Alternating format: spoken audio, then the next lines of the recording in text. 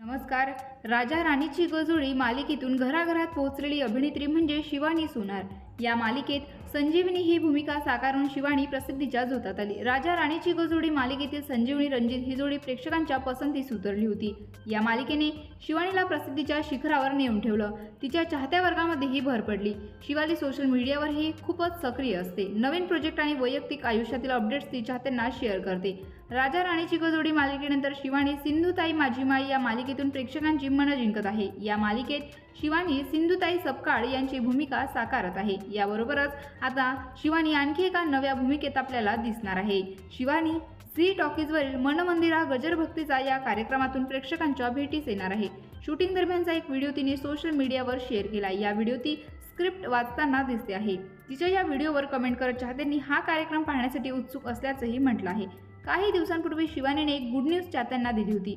शिवानीने अभिनेता अंबर गणपुडेशी साखरपुडा केला आहे. याची फोटो तिने सोशल मीडियावरही शेअर केले होते.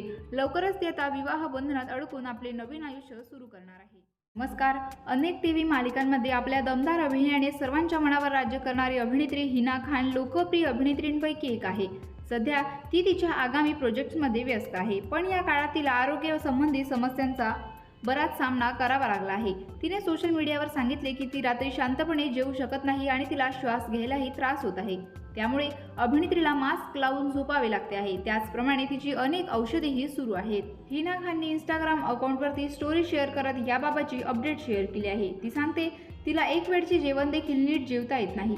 जेव्हा ती जेवायला बसते तेव्हा ती त्यावर लक्ष केंद्रित करू शकत नाही, कारण ती सलग 16 तास शूटिंग करत आहे. तिला आरामात बसून जेवायलाही पुरेसा वेळ मिळत नाही. याचबरोबर हिनाने असेही सांगितले की आजकाल तिला रात्रभर मास्क लावून झोपावे लागते आहे. अभिनेत्रीला नीट श्वासही घेता येत नाही. त्यामुळे तिने चाहत्यांना तिच्या प्रकृतीसाठी प्रार्थना करण्याची विनंती केली आहे. अनेक औषधांचे फोटो सोशल मीडियावर तिने शेअर केले. ती दिवसाचे 16 तास शूटिंग करते आहे. हिनाने 4 दिवसांपूर्वी ईदचा एक व्हिडिओ शेअर केला होता आणि यावेळी अभिनेत्रीने तिची तब्येत बरी नसून घसा खूप खराब असल्याचेही तिने सांगितले होते.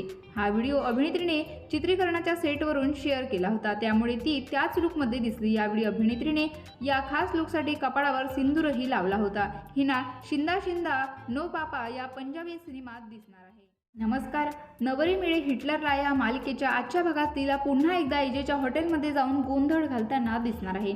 नुकतेच अभिरामने एक जंगी पार्टी आयोजित केली होती. या पार्टीमध्ये अभिराम जहागीरदार याने आपल्या होणाऱ्या बायकोचे नाव जाहीर केले. रेवतीला विक्रांत तावडीतून सोडवण्याच्या बदल्यात अभिरामने लीलाकडून एक वचन घेतलं होतं.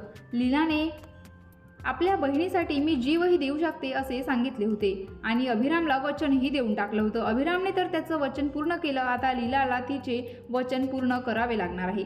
पार्टीत आपलं नाव जाहीर करू नये यासाठी लीलाने अभिरामकडून पुन्हा एक वचन घेतलं होतं आणि त्या पार्टीत अभिरामने लीलाचं नाव जाहीर केलं. भर पार्टीत आपलं नाव जाहीर झाल्यावर लीलाला देखील खूप मोठा असा धक्का बसला.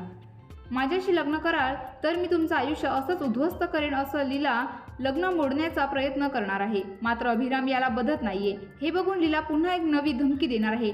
मी तुमच्याशी लग्न करेल, तुमचा हा हट्ट देखील पूर्ण करेल, मात्र लग्नानंतर तुमचा रोजचा दिवस असाच एका नव्या तमाशाने सुरू होईल हे लक्षात ठेवा.